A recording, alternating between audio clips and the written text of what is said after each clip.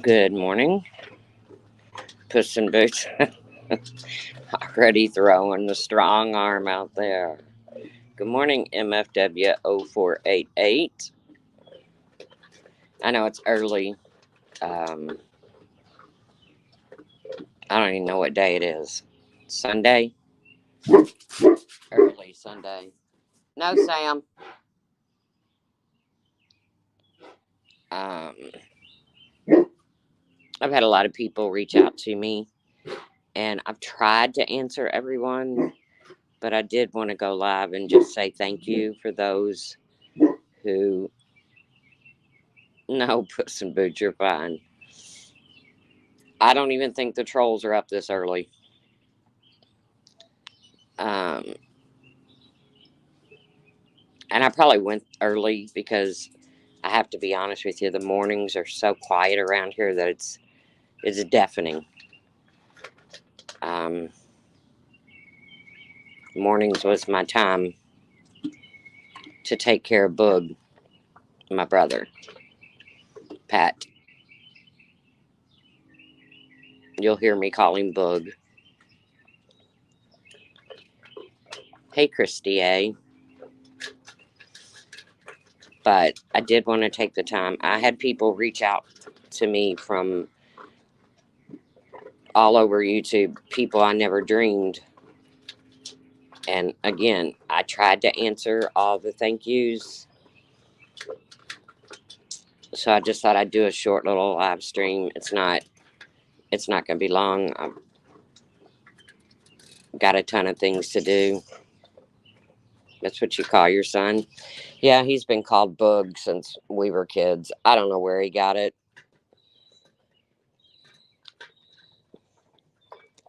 We've all had nicknames growing up, and Boog was his. He, I mean, I have to say, the man fought the fight. Um, when he came to us back in October with what we thought was pneumonia, and then of course, after test, it was determined that he had terminal lung cancer that had metastasized to the brain, the spine, and it had even gone further on his last scan. But he didn't want to know about it. He didn't want us to. Hey, I see Allison. He didn't want to know the results of his last scan, so we had to tell him that it had spread. But he didn't want to know where it had spread to. He didn't. It didn't much matter, did it? Um, if there's such a thing as a peaceful death, he went very peacefully, very quickly. Within just a few days, he fought us about hospice. He didn't want hospice care, and we tried everything we could to abide by his wishes. And it was last Thursday that he was still able, with the assistance of my brother, because he was a little shaky on his feet, but he was still able to make his way to the bathroom. That was Thursday afternoon. He was in quite a bit of pain, and the only thing that we could do for him, the strongest we could get prescribed, was fentanyl patches and oxycodone, and it just wasn't touching the pain. Hey, Purple Sky, Birdie, Sweet 66. Um, by Thursday night, he had agreed to allow us to let hospice come in, after explaining to him that we was as far in the pain preventive as we could get by law. He agreed to let hospice come in. um, I think it was 3 o'clock in the morning by the time hospice and everybody had left. He didn't want to sleep in his bedroom. I think he was afraid he was going to die alone in there. And we had promised him that wouldn't happen, that we would be in there. We had a rocking chair in the bedroom with him. And we had bought him an adjustable bed when he first came here, knowing when you have lung problems, sometimes, you need to set up. So we had bought him an adjustable bed. Hey, Linky Tour, Don Marie. But Thursday night, after hospice had left and went ahead and prescribed morphine, liquid morphine, and liquid lorazepam, um, we tried to get him to go to his room, and he wouldn't do it. He wanted to stay in the recliner. And I know he was hurting, but he never complained. He never complained. So we made the decision to move his bed out to the living room. That was Friday morning. Got him cleaned up, got him up in his bed, and he never left the bed after that. Hey, Belittles. Um,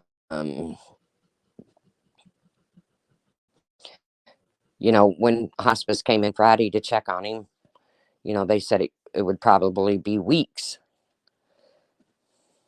Hey, Laura, I hope you're having fun. And I'm sorry about what's going on with your hair, but Laura, it's just hair. I promise you, it'll grow back. And I don't mean to minimize that, but in the grand scheme of things. So we moved his bed out to the living room, and it was Thursday. It was Thursday night that he had begun to get breathless. And, we kind of got panicked when we couldn't get an O2 reading on him. So I just so happened to have an oxygen machine that I'm on. So we wheeled it out to the living room and we hooked him up to oxygen, which helped him feel a little bit better. Um, I guess it was Friday before we actually got the medicines that he needed prescribed. And like I said, they told us Friday it would be weeks. He was sleeping a lot. Good morning, Jenny.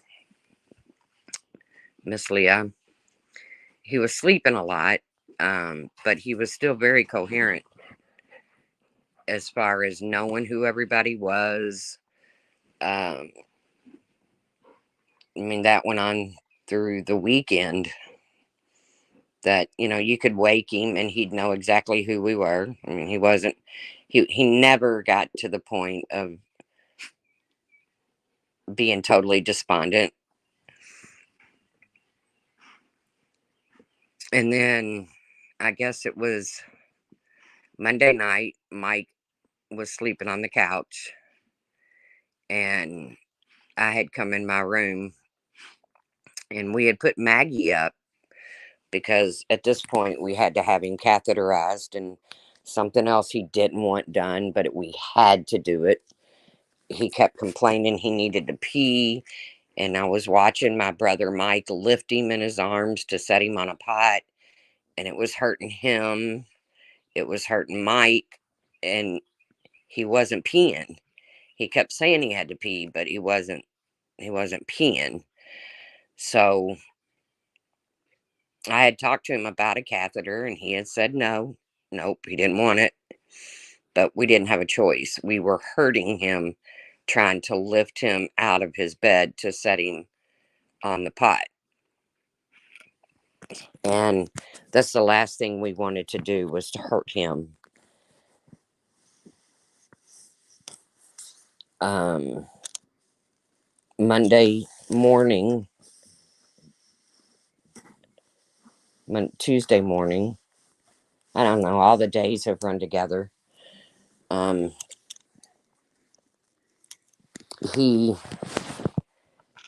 my brother, it was about, I don't know, 6:45 in the morning. And like I said, my brother Mike had slept on the couch while Patrick was in his bed. And my brother tapped on my bedroom door, and we had put Maggie in my room that night. Usually she just roams free, but because he had a catheter and she is a dog, a pup, We didn't want her messing with anything. So Mike tapped on my door about, I don't know, maybe 10 till 7. And I came out and I saw that my sister was here, and Mike and Boog. So I didn't even go right to Boog. I had watched my mom die and I remember the sounds, and he wasn't doing any of that. He was breathing very peacefully.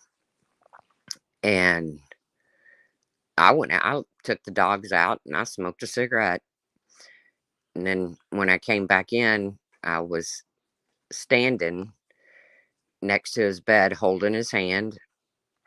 And Maggie had never attempted to mess with, Maggie's a jumper. She likes to jump on people, and I'm trying really hard to break her of that because she is an 80-pound dog. But she had never attempted to jump on Boog ever. Um, when we moved the bed in the living room, she just acted like it was just no big deal. Um, she jumped up in Boog's bed, and it blew us all away because Maggie had made no attempt to get on that bed. And just as she jumped on the foot of his bed, and he took his last breath. It was a peaceful breath. It wasn't the struggling like my mom did. I guess it just caught us all by surprise. My sister looked at me and said, "He's gone."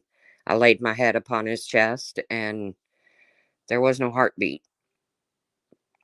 So, in reality, God answered my prayers when I asked that Boog didn't suffer. I wanted to be mad at God. I wanted to cuss and scream, and because people get on here and they call us old, and my brother wasn't old. He was 60. Hey, British. Um he wasn't old, but he did pass very peacefully, and for that I'm grateful. I miss him. I miss him a lot. I really got to re-know my brother in the past 6 months. I miss making runny eggs in the morning with a piece of toast with no crust and light butter. I miss it. I miss him. Um, I think I took it all okay until that black Escalade pulled up in the driveway, and which was the funeral home, and they pushed him out the door, and I knew he was never coming back. He was never, all the hundreds of times I watched him leave to go to chemotherapy, to go to radiation on his brain, to go to immunotherapy, to go to radiation on his chest. He actually had a doctor's appointment. We have the same oncologist. Thank you, Jenny Jen Jen. My oncologist was also Boog's oncologist, and Boog had an appointment with him Friday, and Boog was determined to go, but of course he didn't. He didn't make it. He couldn't. He couldn't. He didn't have the strength to go. I had an appointment with him Monday. Um, like I said, he God answered all my prayers, but I wanted so bad to be mad at somebody, and I didn't know who to be mad at. And again, I think I took it pretty well, all until that Escalade. They put him in that Escalade to take him to the funeral home, and then when I knew he was never going to come back, I think that's when it really hit me. I would never ever trade the last 6 months that I've had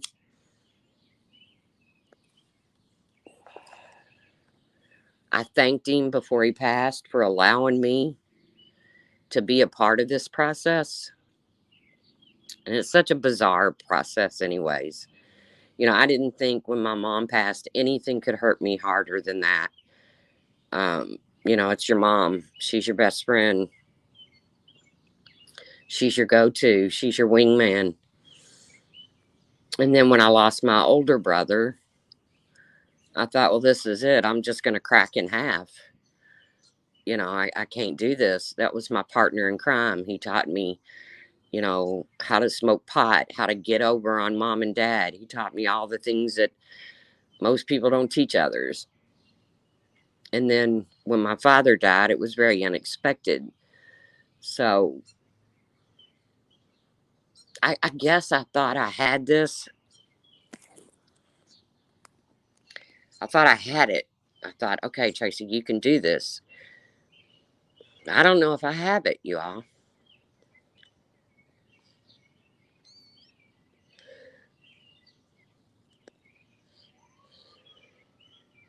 I don't know. I mean, I'll get through it. It's hard to believe that it'll be coming up on a week. We'll be burying him. He'll have visitation tomorrow, and then we'll have the service on Tuesday.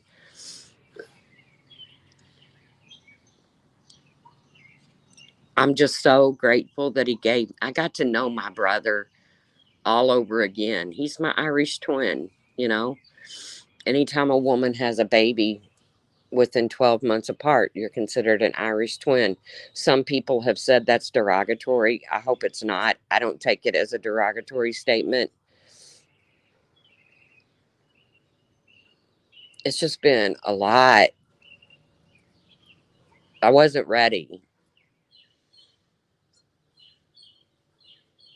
I wasn't ready to see him suffer, but by the same token,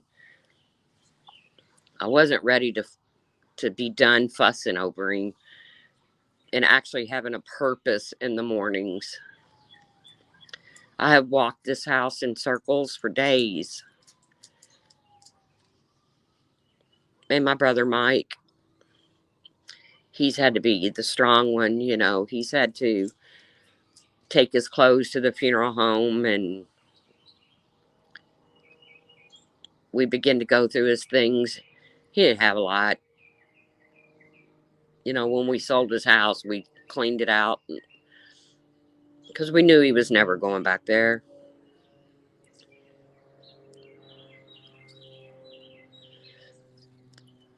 And I know some people don't believe in heavenly signs, but you all have heard me talk about how Boog couldn't stand smellies, and I'm a big smelly freak. I've always got a wax melt burner going, a candle. Well, Pat couldn't handle it. Boog couldn't handle it. Hey, Johnny. Hey, Kim. Jenny. So the other morning I was lighting a candle and I kind of chuckled to myself and said, sorry, Boog, stinks in here. And a clock that hasn't worked. I've been here almost 6 years back in Indiana from Florida. A clock that has never worked, not once in 6 years, started working.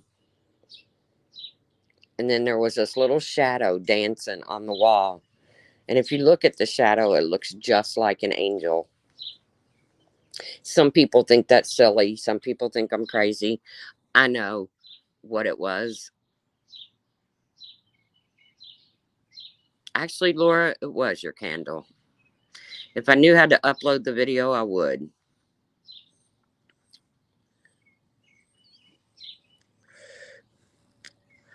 I wasn't going to tell you that because I knew you were going to try to make it out to be a magic candle. But it was actually your candle, and I lit it for the first time. Because, like I said, Pat couldn't handle smellies. And when I giggled and said, I'm sorry, Boog, I know how you feel about this. I couldn't even make bacon. He couldn't even tolerate the smell of bacon. And who doesn't like bacon?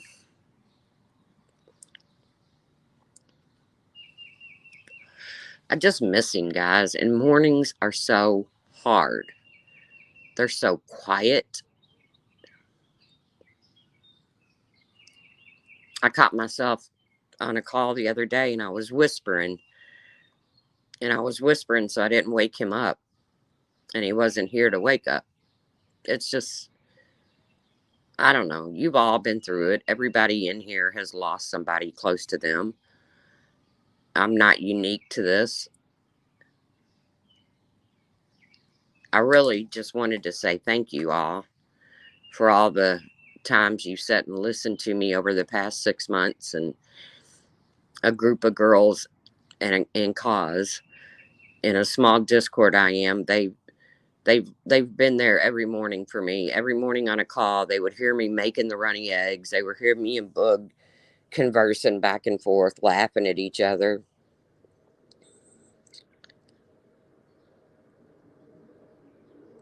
And they sent me a beautiful set of wind chimes, a memorial lantern, another person who's used to be on YouTube, but she is no longer, her and her husband, and another person that's very dear to me. And I don't want to call out names, but they sent me flowers.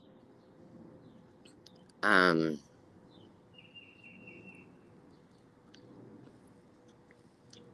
it was funny when I was holding Boog's hand the other day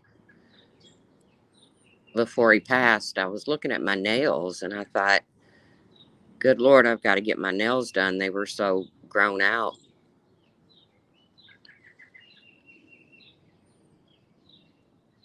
I mean, you think of the weirdest things, you know? I was sitting there holding his pale, frail hand, and I'm looking at my fat hands. And all I could think of was, wow, I really need to get my nails done. And I did. But I did. I wanted to say thank you because, as I've said before, people that I never dreamed would reach out to me has reached out to me either by text. I know Brian did a video. Of course, I'm blocked from his channel. So I couldn't even thank him. So thank you, Brian. Um,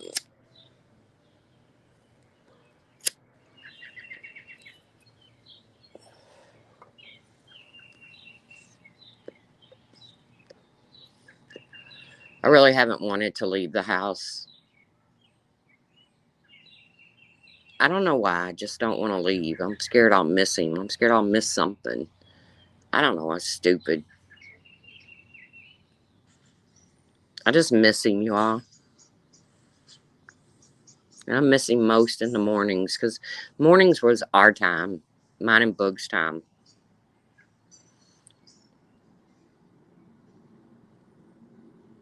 And if you don't believe in heaven and you don't believe in something after this, that's okay. I choose to believe it. I can tell you that Boog he hadn't used his arms for a couple days. They just laid by his side. But that morning, his arms were outstretched as if he was reaching for something or somebody. I can only pray it was his son that he lost. It'd be 3 years ago, May 10th.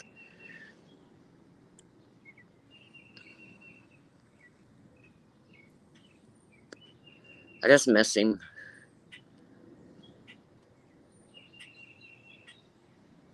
I don't know. I don't know. Again, I just came live to say thanks, guys, for being there for me through this. I can't even say it was a long ordeal. It was 6 months. Exactly like the doctor told us the very first day.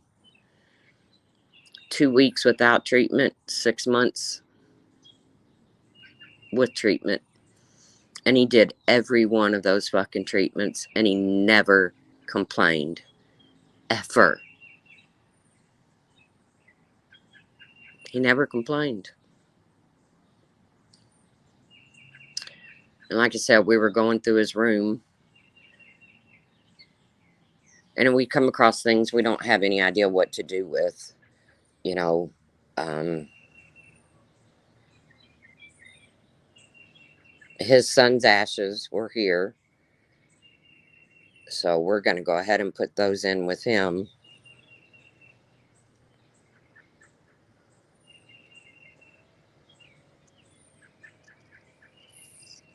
They'll finally be together again. Because once his son passed, he was so closed. He had become a recluse. He wouldn't even drive himself to work. He rode with the lady. I don't know, you all. He was a strange bird, but he was our strange bird. You'll notice in the thumbnail that's a picture of me and him when we were tiny. I don't know. He looks to be 3. I was 2. I don't know how old we were in that picture.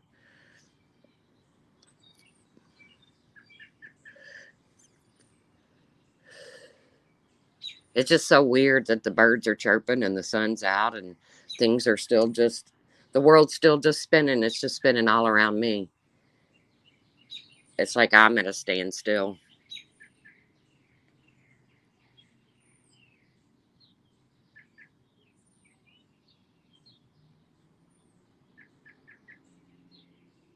But I know he's at peace. He was so afraid of the unknown. He never would accept the diagnosis. He really thought he could beat it.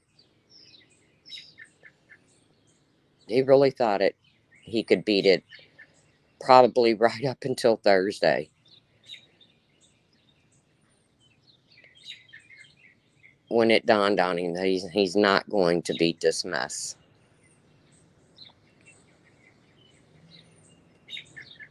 He extended his life as far as he could extend it. He did fight hard, Puss in Boots, and he fought without so much as one complaint. Not one.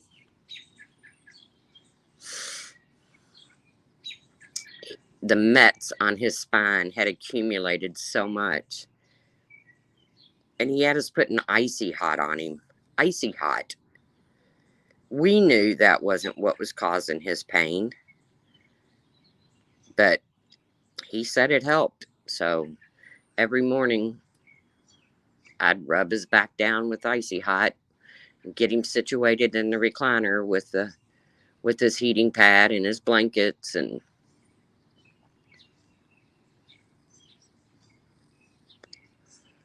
I'm grateful he's not suffering, but I sure do miss him. I miss our mornings. I don't know. It's just the mornings. I can, once I get past through midday, I can kind of start to focus on other things.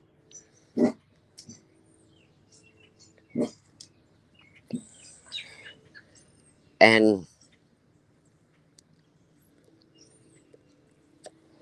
I guess, I kind of used him as an excuse to not take care of my own health. All I kept thinking was, well, I can't do that. I can't spend.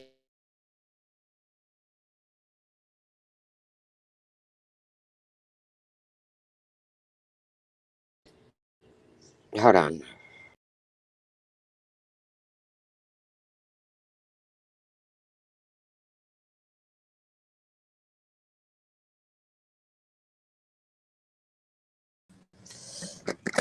So I guess it's time that I start focusing on my own health. Come on, Sam.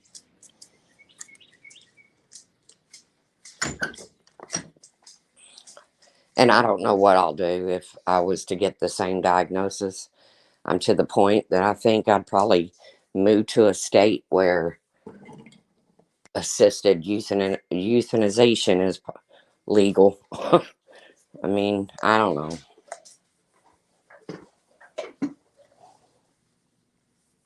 It seems to run in the family. But I ain't going to sit and worry about something I don't have any control over. Hey, sweet pea.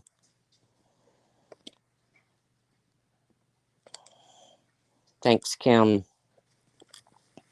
Again, I know it's an early Sunday morning and Some people are not up. Some people are at church. Some people are just making their breakfast. And some people are just sitting quietly drinking their coffee on their patio. Hey, Allerker.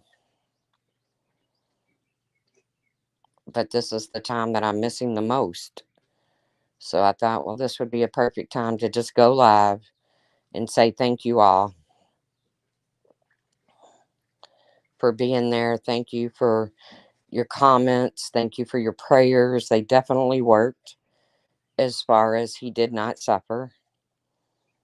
Um,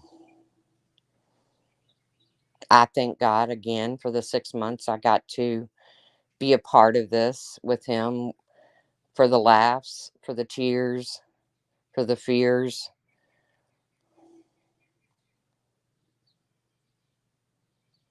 I don't know. I I don't really have much more to say other than hello, nocturnal butterfly. Thank you all, and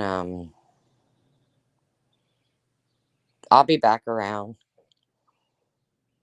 Got some. I think we're gonna do a deep cleaning on the house today because, well, seems like after somebody passes, your house becomes overwhelmed with human beings. Not looking forward to it. Not at all. But I am looking forward to getting back into talking with you guys and catching up on the gossip. So again, I just want to say thank you all for thank thank you guys out there for the gifts that you forwarded. I love the wind chimes, the lantern, the flowers. Thank you all for your prayers. Thank you all for just commenting on my video. Thank you all for coming in this morning, taking time out of your Sunday with your peeps. I just wanted to fill some dead air because that's all it is around here in the mornings anymore. Is just I caught myself that night, that first night without him, Tuesday night. I probably got up 4 times during the night to go check on him, and there was nobody to check on. Caught myself putting away my egg skillet, not wanting to put it away, wanting to make a couple eggs, but I don't know. Just things you do, I guess, when people pass on. It's a strange thing. But hey, sweetie pie, Don Marie, purse snob. Again, I'm going to get off here just so I can sit in silence and drive myself nuts.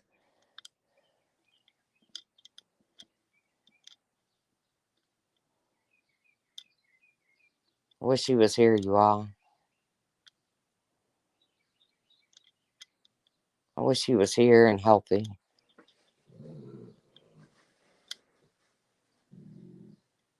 I don't know.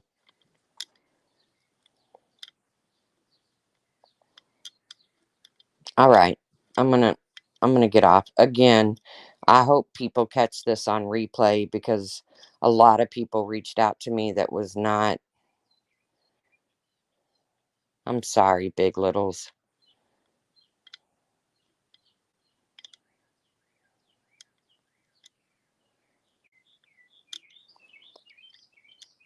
It's different when I mean, of course, it hurts like hell when you lose your parents, you know, especially the one that you're closest to.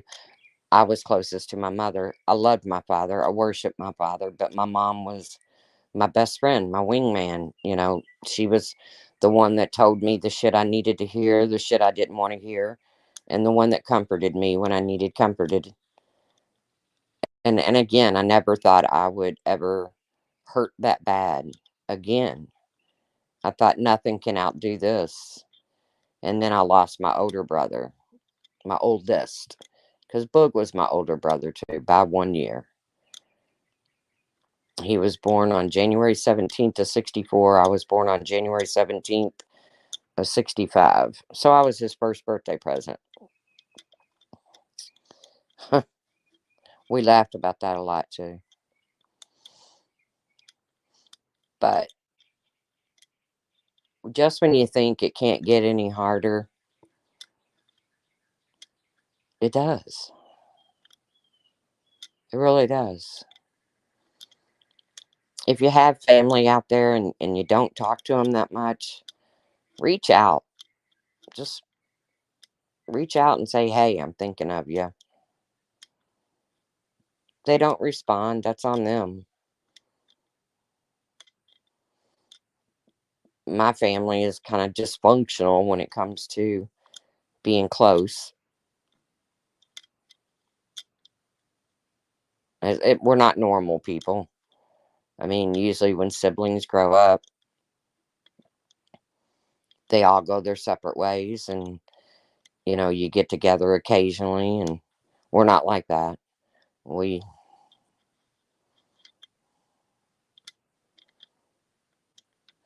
come together sometimes for the silliest things.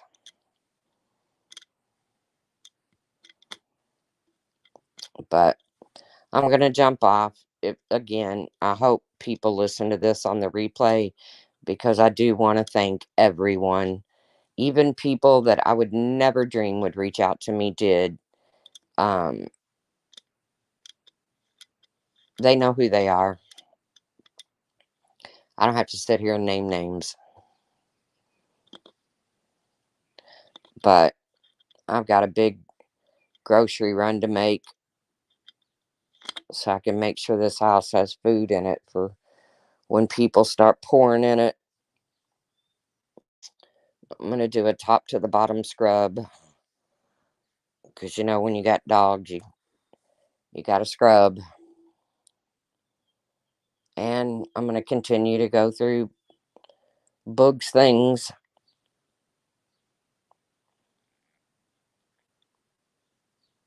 I say that, and then I won't. But all right, guys. Appreciate you coming in.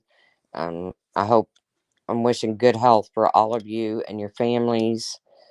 And like I said, if you got that one family member that you're holding a beef with, um, in the long run, it's really not. I don't know what the beef would be, but in the long run, it's really not that big of a deal. Reach out. Just tell them you're thinking of them.